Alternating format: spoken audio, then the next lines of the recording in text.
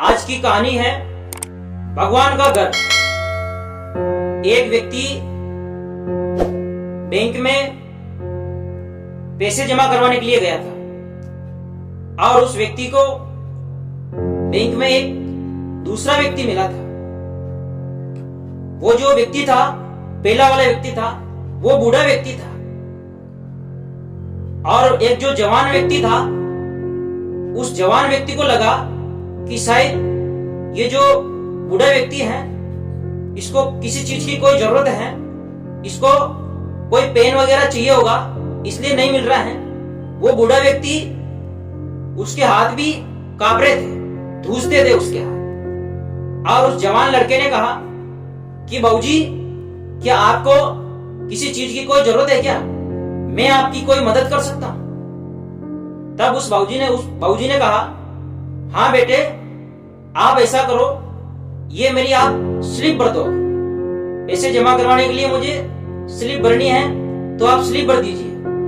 तब उस लड़के ने कहा, ठीक है, मैं आपकी स्लिप भर देता हूं। और उस लड़के ने उस बूढ़े व्यक्ति की स्लिप भर दी थी और स्लिप भर के उसने पैसे जमा करवा दिए थे। देखो, दोपहर का समय था और पैसे जमा करके दोनों जब अपना काम निपटा के वापस बाहर निकल रहे थे, तब उस बूढ़े व्यक्ति ने कहा कि बेटा, अभी धूप बहुत तेज है और मेरे लिए आप रिक्शा करवा दीजिए, मैं उसमें बैठ के मेरे घर पहुंच जाऊंगा। तब उस लड़के ने कहा कि बाबूजी, मैं भी उधर ही जाऊंगा, आप ऐसा करो, मेरी कार में बैठ जाइए, मैं आपको आपके घर तक छोड़ दूंगा। अब देखो, वो जवान लड़का और वो बूढ़ा व्यक्ति दोनों कार में बैठ गए और उस जो बूढ़ा व्यक्ति है उसके घर पे पहुंच गए। और वहां पहुंचे तो वो जो लड़का था, उसका जो बंगला बना हुआ था, उसका जो घर था, उसको देख के वो चौंक गया था और वो कहने लगा कि बाबूजी, क्या ये आपका घर है? तब उस बाबूजी ने कहा था, बेटा, ये मेरा घर नहीं है, ये भगवान का घर है। और उस लड़के को अंदर बुलाया। तब उस बूढ़े व्यक्ति की जो पत्नी थी, वो देख के वो घबरा गई थी, वो चौंक गई थी। उसको लगा कि शायद ये बीमार पड़ गए हैं, इसलिए इनको अपरिचित व्यक्ति यहाँ छोड़ने आया है। और पूछा कि आपकी तबीयत कैसी है? तब उस बूढ़े व्यक्ति ने अपनी पत्नी से कहा, मेरी तो तबीयत ठीक है और ये जो लड़का है, इसने मेरी मदद की है, ये मेरे को यहाँ तक छोड़ने के लिए आया है। तब उस बूढ़े व्यक्ति की पत्नी ने 2 चाय बना दी और अब वो बैठ गए, चाय पीने लगे।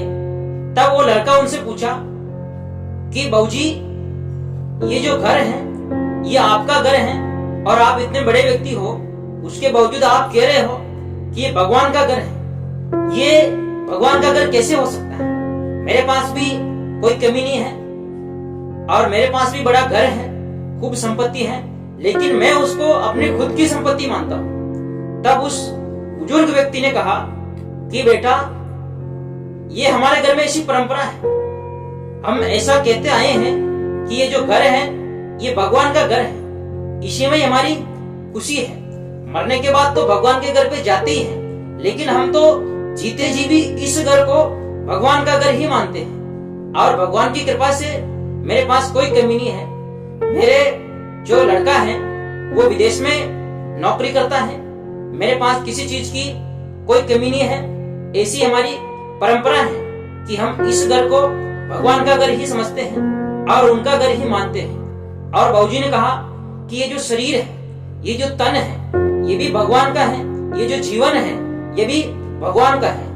और उस लड़के की आंखें खुल गई थी और उसने कहा कि बाबूजी, आज से मैं भी मेरे घर को भगवान का घर ही समझूंगा और मैं भी भगवान को मानने लग जाऊंगा। और वो भी भगवान की सेवा करने लग गया था और उसके खुद के घर को भी भगवान का घर समझने लगा था। तो दोस्तों, ये भगवान के घर की कहानी आपको कैसी लगी? ये वीडियो आपको अच्छा लगे तो आप इस वीडियो को लाइक करें, शेयर करें, कमेंट्स करें और मेरे चैनल को सब्सक्राइब करें। धन्यवाद दोस्तों।